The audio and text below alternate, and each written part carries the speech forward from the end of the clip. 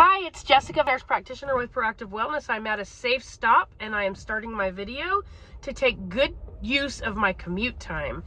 I wanted to talk to you today about diagnoses and mental anguish and the way that we tell stories to ourselves to keep ourselves there because it's comfortable. It's a learned, familiar place to be within whatever suffering it is that you have. So, some people just need that toxic job. They need to stay in this job that they hate or this relationship that they're not satisfied with because it confirms to them that they really are that negativity, or that they really aren't good enough, or that they really don't deserve more. And there are choices along the way that can help move you out of these scenarios. One of the situations I want to talk about is healthcare. Surprised? Many of the people I see are really suffering psychologically. Many of the complaints that I see are rooted in some type of spiritual or psychological concern. And a lot of times that comes out clearly. They can say, I feel sad, I feel anxious, I'm stuck in this situation I can't get out of, I need help. And it can also manifest physically. My back constantly hurts, my head aches, I'm not saying that none of this stuff is real. What I am saying is that our psychological and spiritual experience is a vibration of energy that has found its way into ourselves by everything we've ever seen and heard, every experience we've ever had. So people get addicted to seeking healthcare. Something is wrong with them, something is broken with them, and it becomes their identity. It's because they believe that something is wrong with them. They believe that because of the dissonance and suffering within themselves, there is something outside of themselves that they have to find to solve that dissonance. But it is not true. It's whatever you see as God, energy. What thoughts are we allowing to repeatedly go through our heads? And what feelings do those thoughts create? What beliefs about life and reality and other people and our ability are created by the thoughts that we continually allow to go through our heads?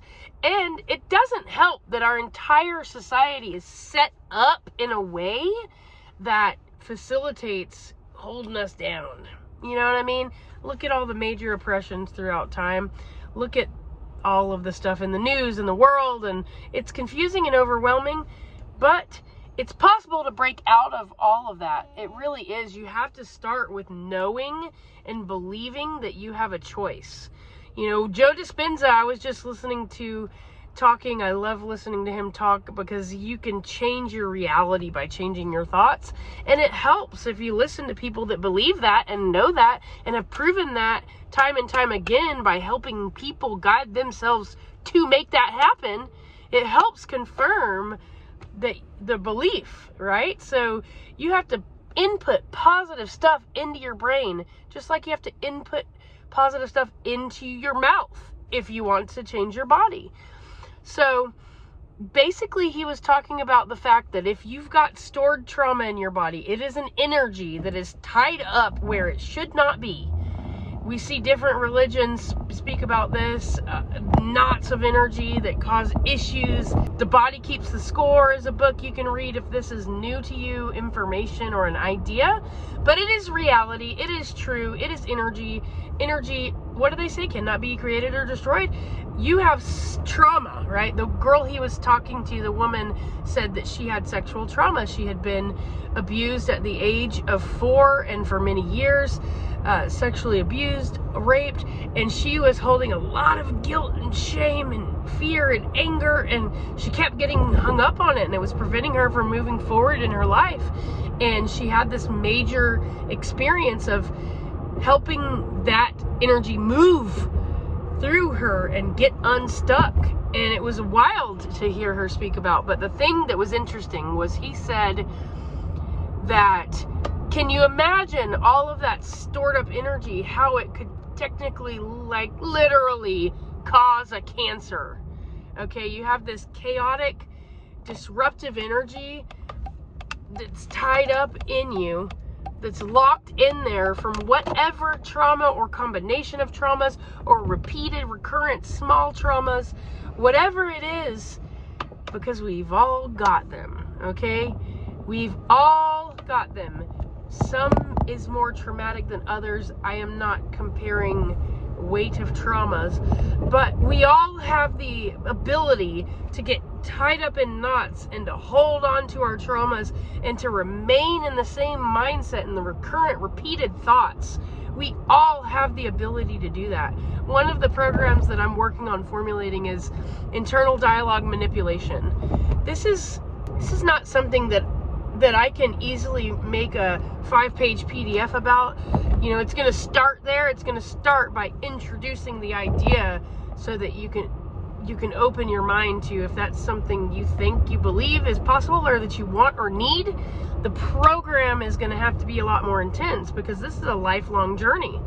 I had a lot of people facilitate me towards manipulating my internal dialogue, believing that it was possible, starting the summer after high school. If you've heard me talk, you've heard me talk about this.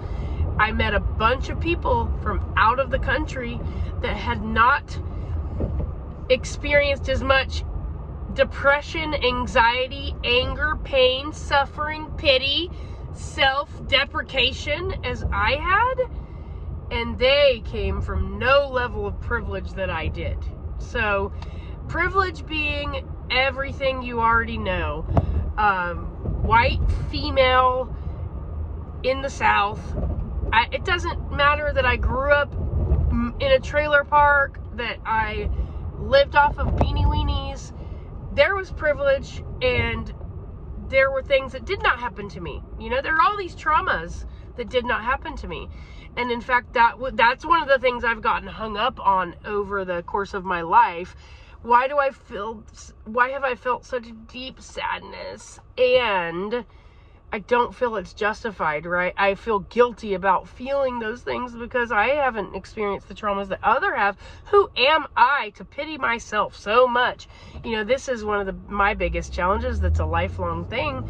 And so, yeah, as soon as I got introduced to people who were literally out of their country seeking guidance and money, making $10 an hour and going home and being able to live off of that for the rest of the year, and they had not experienced as much psychological and spiritual turmoil as I have, it was a major eye-opening thing. And that was, that was at 18. I just turned 40. So that was like the seed that got planted for me to develop a program where I can work deeply with people to help them manipulate their internal dialogue. A lot of it is believing that it's possible, okay? And that is not easy, but it's possible.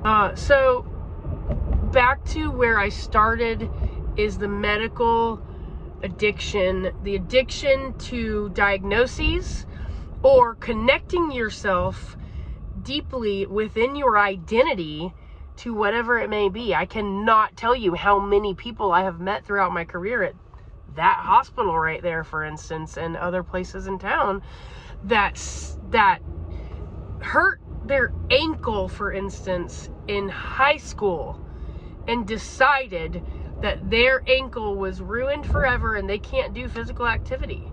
I can't tell you how many people I have met that hurt their knee or whatever in their 40s or 30s or 50s, and then just decided they were incapable of moving anymore. I mean, I am not joking.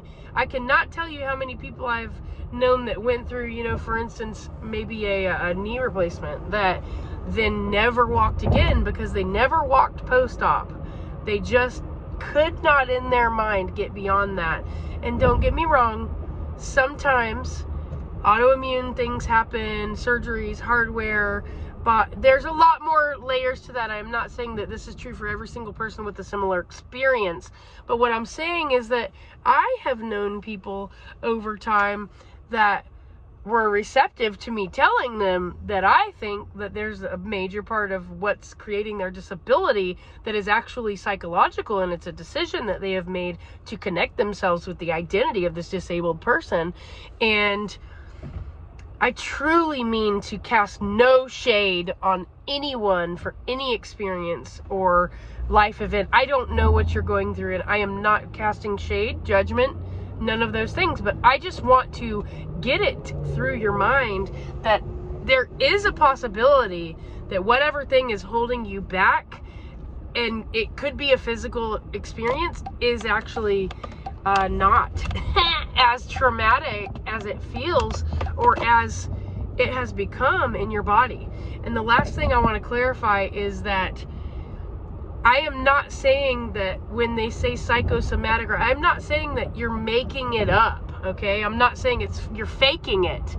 This is the point where healthcare does a shitty job, mainstream healthcare. They'll tell you it's psychosomatic, but they can't sit down with you for an hour or two and help you wrap your mind around the idea that possibly there's a chance that your brain is so smart, it has created this habit around believing that you're broken or something is incredibly wrong with you, when most often or very often there's a major psychological and spiritual root. Now, if I haven't lost you already, because this is an assertive statement that I'm making, I would like to clarify for sure that I definitely believe, I mean, I know for a fact there's a lot of other things, right? People have real stuff going on. Most of it's rooted in inflammation. A lot of it's because of all the toxins and xenoestrogens and plastics and garbage that we're putting into our bodies, and they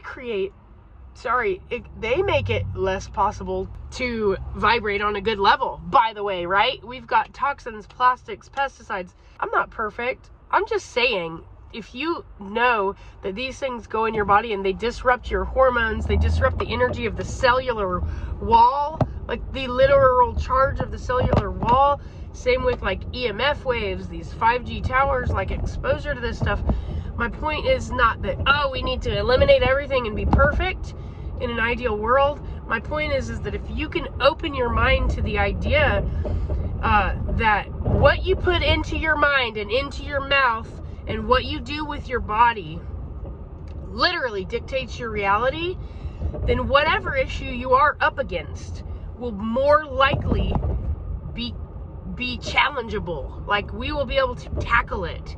It might take like shaving one little piece of the iceberg off at a time, but every little piece is a piece. Picking up something to shave it off with is a success. So I just wanted to say that today. I'm getting close to work, and I am just so happy that you're here, so delighted and grateful that anyone has any interest in anything I have to say.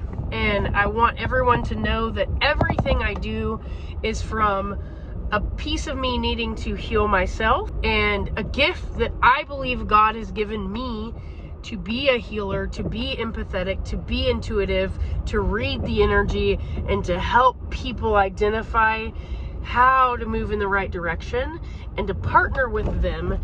And so with all of that said, and where I always come from, a place of love, I want you to like this video, subscribe, share it, invite your friends to come find out what's going on at Proactive Wellness. And I love you already.